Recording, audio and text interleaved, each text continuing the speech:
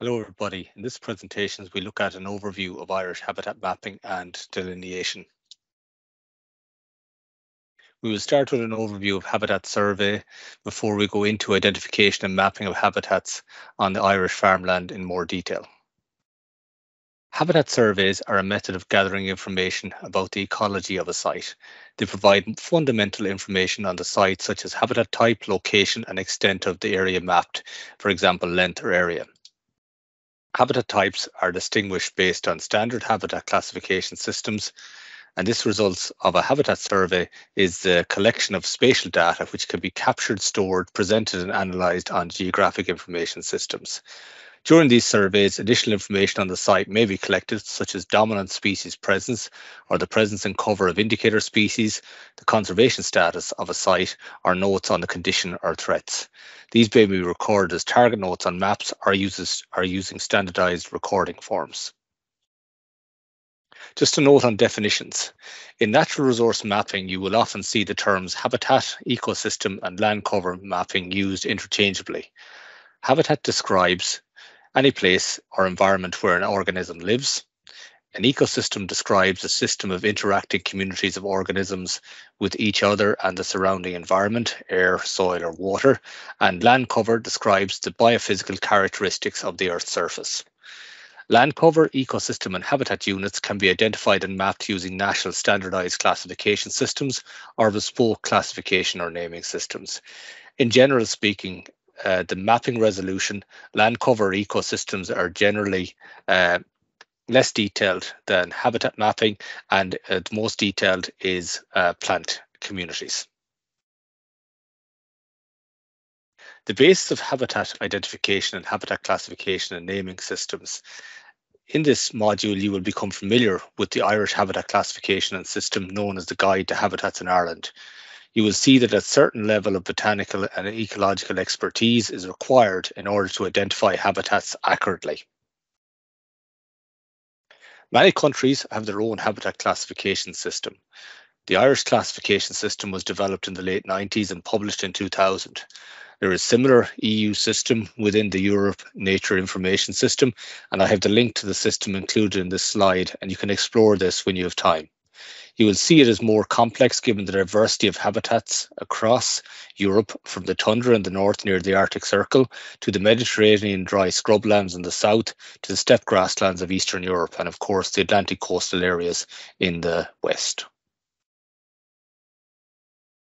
Habitat types in Ireland are determined by reference to the classification system, which is a standardised identification, description and classification of habitats.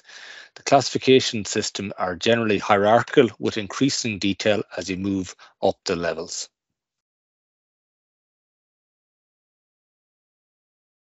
You can explore the full Irish classification system online.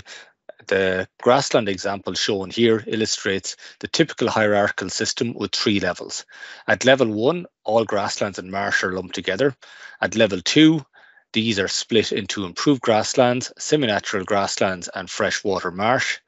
At level 3, these are further subdivided into semi-natural grasslands, for example, are split into dry calcareous and neutral grasslands, the dry meadows and grassy verges, dry humid acid grasslands, and wet grasslands.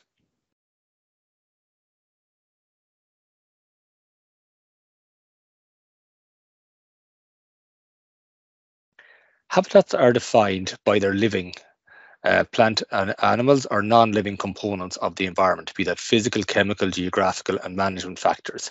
In the Irish system, habitats are classified by their vegetation, supplemented by physical and management factors.